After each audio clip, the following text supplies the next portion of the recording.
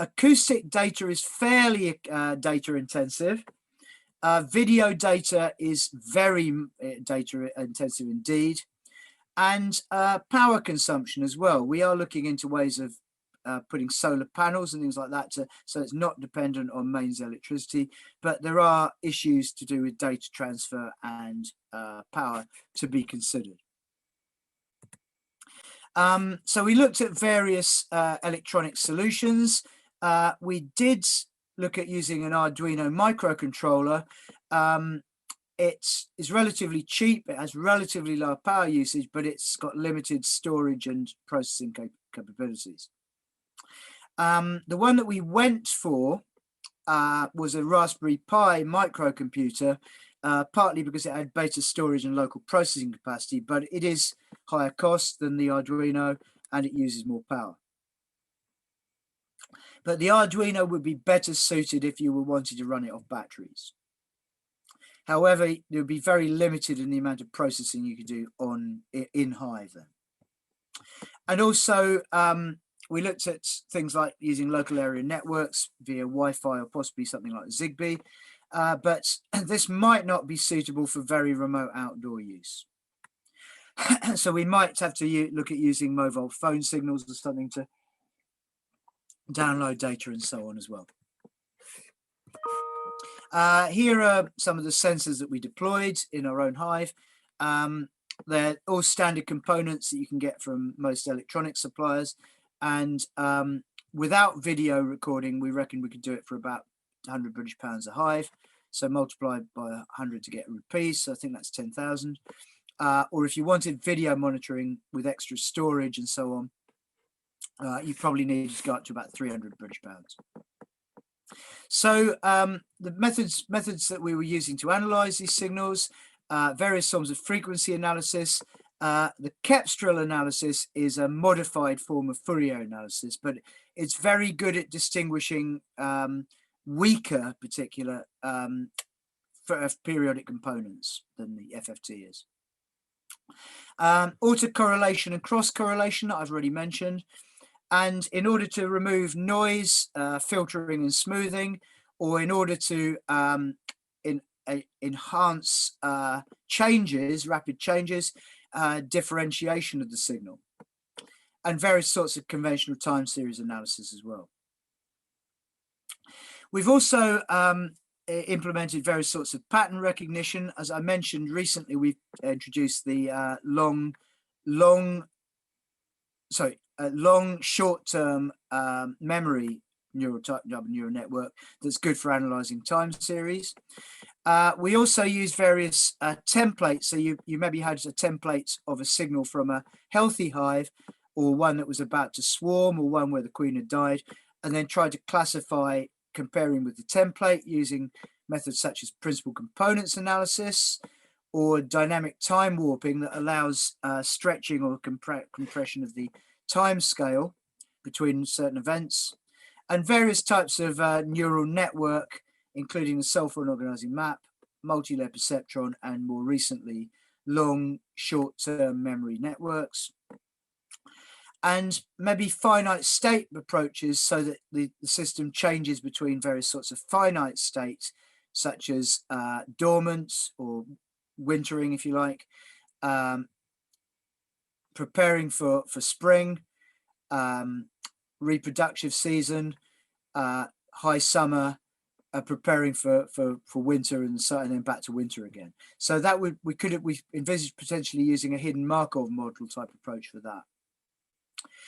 We're looking into other possible pattern recognition approaches as well. We'd welcome any suggestions. So we actually designed a physical hive based on the recommendations of a bee ecologist called Thomas Seeley, and this could be made out of plywood or similar. You needed so you could check up on the bees. We had wire grills on some of the sides, but this could be put together and assembled quite easily. It's a bit off the ground because that was one of Seeley's recommendations to avoid interference by medium-sized predators such as carnivorous mammals and so foxes and badgers and bears are known to raid hives because they like the honey. it's a very high energy source of food. So in many rural areas of Europe and parts of countries such as Turkey, raiding of beehives by bears is quite common. So here's a template from which the wood was cut to assemble the box. This was actually done in practice. So this could be done with a computer controlled jigsaw or something like that. Once you'd printed the template on a piece of plywood or fiberboard. So here's a schematic diagram of our network with 4 beehives being monitored. Each one had a Raspberry Pi. This one was using mains power because it was at the university. We've got a small bee apiary there. So it had a main computer to log the data connected to the university network, and then 1 microcomputer in each of the hives, along with various sensors doing various jobs, as I mentioned previously.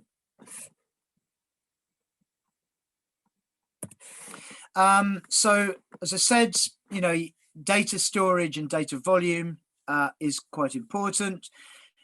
If you were measuring something like hive mass or hive temperature once a minute, which is probably sufficient, because these things will tend to change on a relatively slow time scale,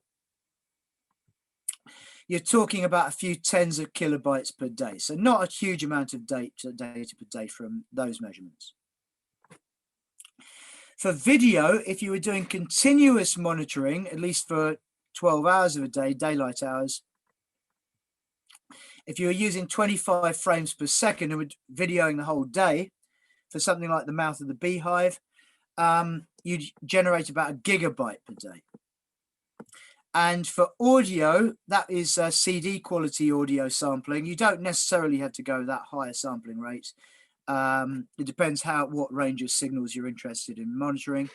If you're doing that for, say, 12 hours a day, that would again generate several gigabytes per day. But you could maybe use a lower sampling rate or only sample for a couple of minutes an hour. That would save considerably on data. Here's some pictures of our own experimental setup.